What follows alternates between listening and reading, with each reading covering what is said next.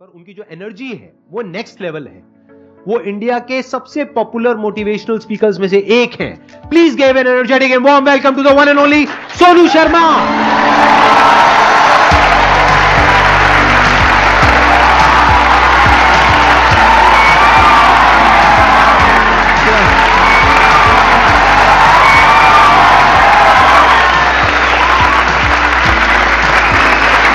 Please बैठ। आइए। सबसे पहले तो गुस्सा है इन पे बहुत ज्यादा। क्या गुस्ताखी हो गई सर? देखो ऐसा होता है कि आपके जो ऑडियंस है ना वो आपको बार बार प्रेशराइज कर रहे हैं। आप वहां गए, आप वहां क्यों नहीं जा रहे? अरे मैंने कहा अच्छी बदमाशी नहीं जाते हम। तो नाक में दम कर दिया लोगों ने आपकी वजह से। आना ही पड़ा। मतलब इतने मैसेज अब तो 2-3 दिन से तो धमकी वाले भी आ रहे हैं, जाओगे कि नहीं जाओगे?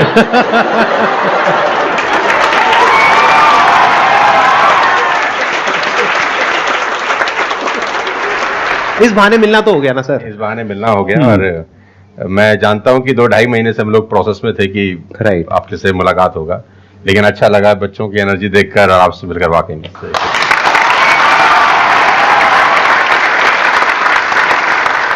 आप बताइए कौन है जो इनसे कुछ क्वेश्चंस पूछना चाहते हैं? मेरा क्वेश्चन ये है कि जब आपका लाइफ का एक स्ट्रगलिंग फेज था तो उस टाइम पे आपको गिव अप करने का फीलिंग आया होगा, तो उस फीलिंग को हमें कैसे टैकल करना है या फिर आपने कैसे टैकल किया? देखो जब आपका वाई बहुत क्लियर होता है ना तो आप गिव अप कभी भी नहीं करते।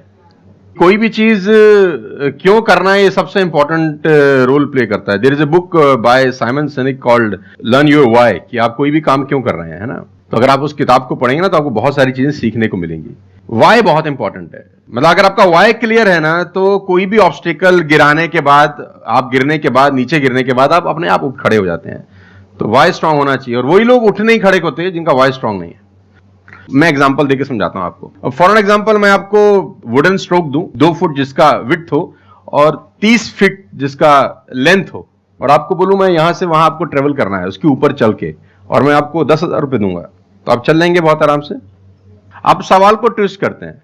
अब उसी फट्टे को मैं 100 माले की 2 बिल्डिंग के बीच में लगा दूं, अब आप चलेंगे? लेकिन मैं अगर आपको अभी भी चलवा दूं तो आप अभी भी चलेंगे। अगर आपको पता हो कि दूसरी बिल्डिंग में आपकी बेटी है और उस बिल्डिंग में आग लग गई है, और मैं आपको 1 रुपया भी नहीं दूंगा, फिर भी आप चलेंगे? बिकॉज आपका वाई क्लियर है। जब जब आपका वाई क्लियर होता है ना तो कोई भी ऑब्स्टिकल, कोई भी गिरावट आपको कभी रोक नहीं सकती। लेकिन जब वाई क्लियर नहीं होता तो छोटी सी छोटी ऑब्स्टिकल भी आपको वापस ले जाती है जहां से आपने जर्नी स्टार्ट किया होता है। वाई इंपॉर्टेंट है। आप सबसे मेरा एक क्वेश्चन है, आप कैसे बनना चाहते हो? जैसे एक होता है कि जरा सा भी कोई थोड़ी सी भी प्रॉब्लम आई तो रोने लग गए, परेशान हो गए। एक ऐसी पर्सनालिटी आपकी हो सकती है कि आने दो, जो आ रहा है आने दो, देख लेंगे, संभाल लेंगे। वो किसके अंदर हो सकता है? जिसने बहुत सारी छोटी छोटी प्रॉब्लम्स को फेस किया है, वही तो बोल सकता है ना आने दो। इस बात को अच्छे से समझ लो कि स्ट्रांग बनते कैसे हैं। स्ट्रांग बनते हैं प्रॉब्लम से, फेलियर से, स्ट्रगल से, सक्सेस से नहीं। सक्सेस से तो दिमाग खराब होता है हम सबका। सच बता रहा हूं आप लोगों को। अभी आप लोगों के लिए सक्सेस बहुत इंपॉर्टेंट है ना। सक्सेस से कुछ नहीं होता है। सक्सेस जब मिल जाती है हम अपने कंफर्ट जोन में चले जाते हैं और दिमाग खराब हो जाता है, ईगो बढ़ जाती है। बट एक्चुअल में एक इंसान अंदर से जो स्ट्रांग बनता है ना, वो बनता है ठोकरे खा खा करके, प्रॉब्लम्स को फेस करके, स्ट्रगल्स को देख करके। तो आप जितना अभी इस एज में फेलियर्स को देख लोगे, फेलियर से डरोगे नहीं, उतना ही आने वाले 10 साल बाद स्ट्रांग हो जाओगे। With all the respect and regard to everybody, आप देखेंगे कि जो सड़क किनारे बहुत सारे लोग रह रहे होते हैं ना, तंबू वंबू लगा के कुछ सामान बेच रहे हैं टाइप्स, वहां देखना उनके बच्चों का इम्यून सिस्टम बहुत शानदार होता है। तो वो सर्दी में, जनवरी की सर्दी के अंदर वो नंगा ही खेल रहा होगा सर, और हमारा पैम्पर्ड बच्चा ब्लैंकेट के अंदर उसको जुकाम हो जाता है जरा सा हवा लग जाए ठंडा। तो जो ठोकरे हैं ना वो आपका इम्यून सिस्टम बहुत अच्छा बना देते हैं। सफलता, सही कह रहे हैं संदीप जी, कि दिमाग खराब करती है। तो ये जो 5-6 साल हैं फ्रॉम 14 to 20 और 22, यहां तो आदमी की रगड़म पट्टी होनी चाहिए दबा के। मतलब उसके तो खून के आंसू आ जाने चाहिए कि जिंदगी में भगवान ने मुझे क्या दिया है। सही कह रहे हैं, बिल्कुल सही कह रहे हैं। बता रहा हूं अपना। हाँ, जो मैच्योर लोग रहते हैं जिनको लगता है कि यार एक कुदरत टेस्ट ले रही है यार हमारा, वो तो खुद ही बोलता है, अगर 2-4 साल कुछ ना हो ना, ऊपर देख के बोलता है कुछ कर नहीं रहे क्या। मुझसे भरोसा उठ गया है क्या? हाँ सही बात है, भेजो कुछ चैलेंज, मैं तैयार हूं कुछ बड़ा मजा करने ही के नहीं आता लिए। उसके बिना, उसके बिना मजा ही नहीं हम आता। तो लोग वो हैं कि हम गाड़ी चलाते हैं ना, 4-5 साल स्मूथ चलने लग जाए गाड़ी रोड पे, तो हम गाड़ी रोक के खुद ही खड्डा खोदते हैं सड़क पे। साला इतनी स्मूथ क्यों चल रही है? कोई ना कोई चैलेंज चाहिए यार, मजा नहीं आ रहा यार गाड़ी चलाते हुए।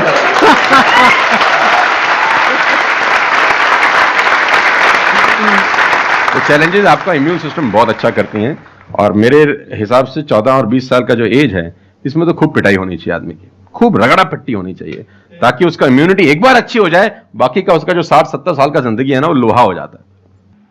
आपको खुद पे भरोसा रखना बहुत जरूरी है। दुनिया तो नहीं करेगी, ये तय है, दुनिया तो चड्डी में बम लगाएगी आपके। हाँ, तकलीफ ये नहीं है कि चड्डी में बम लगाएगी, तकलीफ ये है कि रिमोट भी अपने हाथ में रखेगी जब मन करे। हाँ, जब मन करेगी वो खास। सही दुनिया बात पे है। भरोसा नहीं करेगी, ये तय है। लेकिन अगर आपने भी भरोसा नहीं किया अपने ऊपर, तो मुझे लगता नहीं है कि वो ऊपर जाएंगे तो वो खुश होगा। वो कहेगा मैंने क्या बना के भेजा था यार, तुमने साला खुद पे ट्रस्ट नहीं किया यार। मेरा ये मानना है कि आदमी पहाड़ की चोटी से गिर जाए ना, वापस खड़ा हो जाता है। ऊंट से गिर के भी खड़ा हो सकता है, लेकिन अपनी नजर में गिर जाए ना, फिर आदमी खड़ा नहीं होता कभी। हमारे को अपनी नजर में खड़ा होना है। मेरा एक क्वेश्चन है आपसे, ये जो आप अपने वीडियोस में बार बार साला साला बोलते हो, तो आपका साला एक्चुअल में है या नहीं है?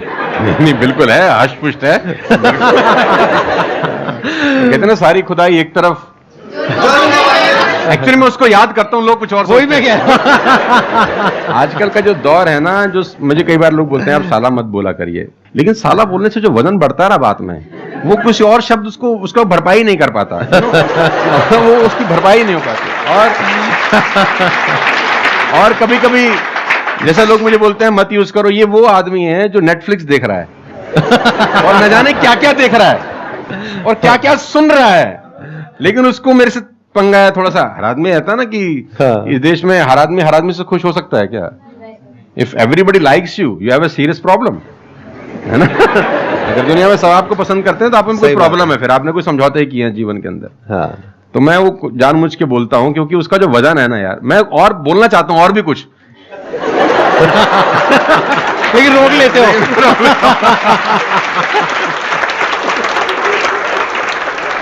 सर मैं क्वेश्चन करना चाहता हूँ कि जैसे लाइफ में सबके लिए सब कुछ क्लियर होती है, नॉलेज सबके पास है, क्लियर कट सब है सब रास्ते के लिए कि क्या करना है क्या नहीं करना। कुछ चीजें उनको रोकती है, पता है उसको भी वो क्या रोकती हैं क्या नहीं रोकती हैं, फिर भी वो चाह के वो बंदा आगे नहीं बढ़ पाता उन चीजों को लेके।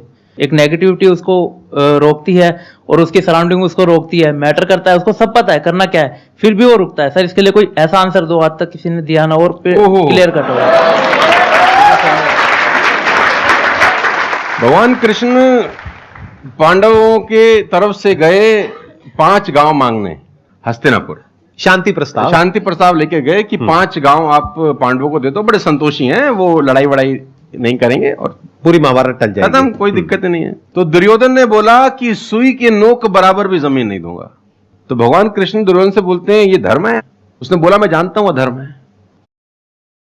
Get the full XM experience with our app, highly rated by thousands of traders.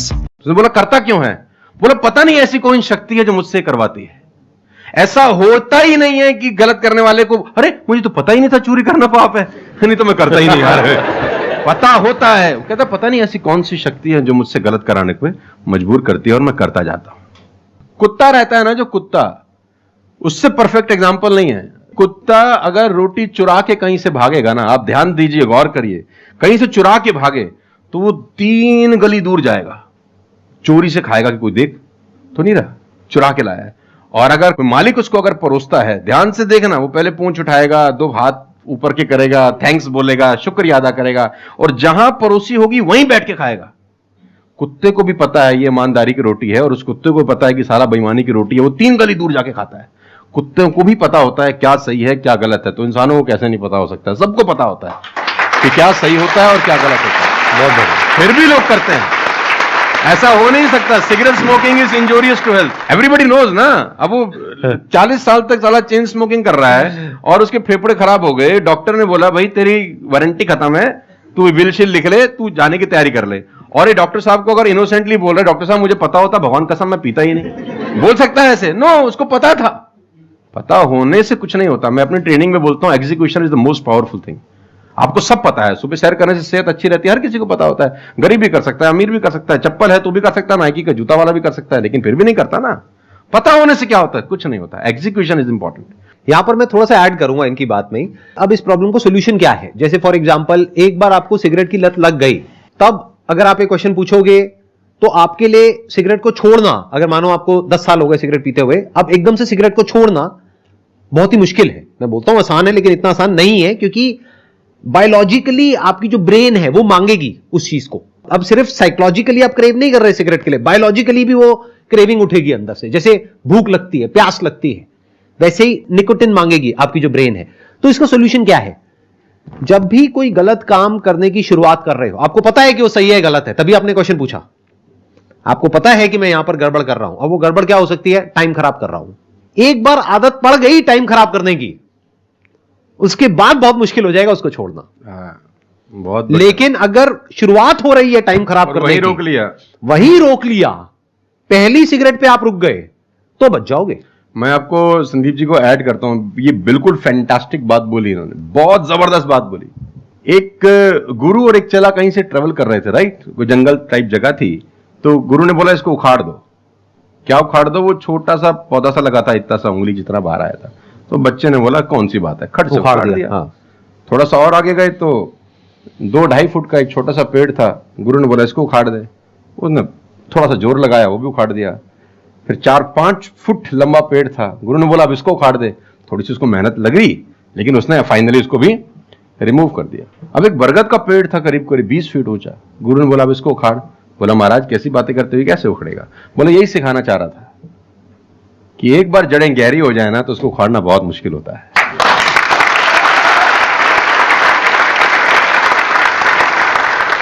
मेरा क्वेश्चन ये है कि जैसे कि हम पढ़ते हैं, आजकल ये हो रहा है कि हम मैक्सिमम हमारा फोकस ये होता है कि हम पढ़ेंगे और ये चीज मतलब जॉब करेंगे, लेकिन ये होता है कि जब वो नहीं होता हमारे से, तो हमें मतलब हमें कुछ बड़ा सोचना चाहिए कि हाँ अब इससे भी बड़ा कुछ हो सकता है, मे बी वो ना हो, कुछ बड़ा मतलब अपनी थिंकिंग को कैसे बढ़ाएं, वॉश करें। देखो, ये जो सोच है ना कि मुझे पढ़ना है और फिर मुझे जॉब चाहिए, ये सोच ही गलत है। अगर आप मुझसे पूछोगे तो मेरे स्टैंड पॉइंट से सोच पता है क्या होनी चाहिए?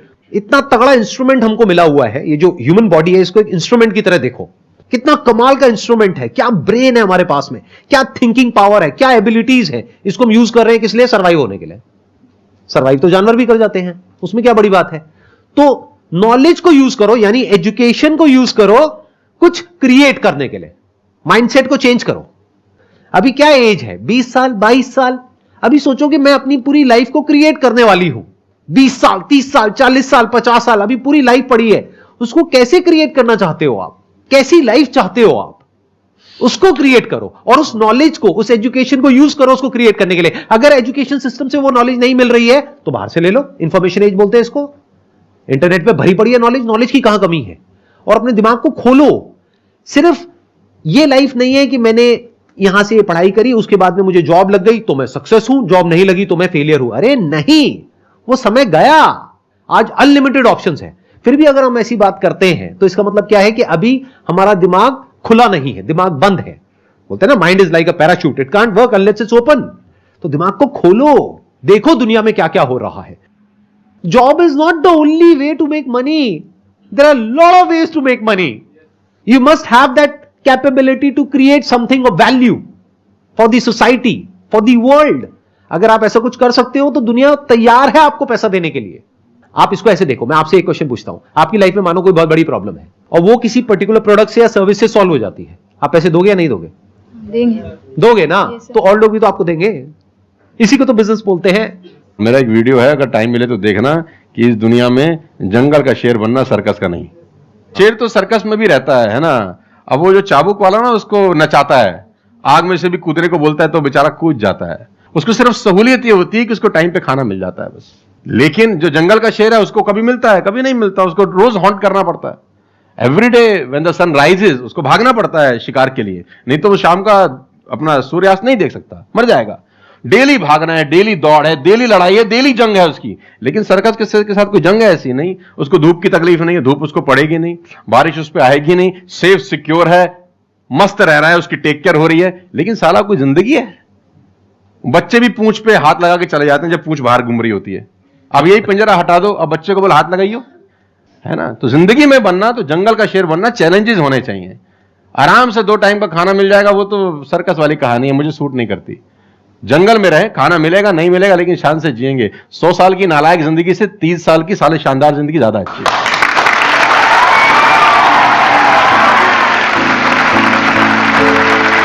Thank you so much, thank you.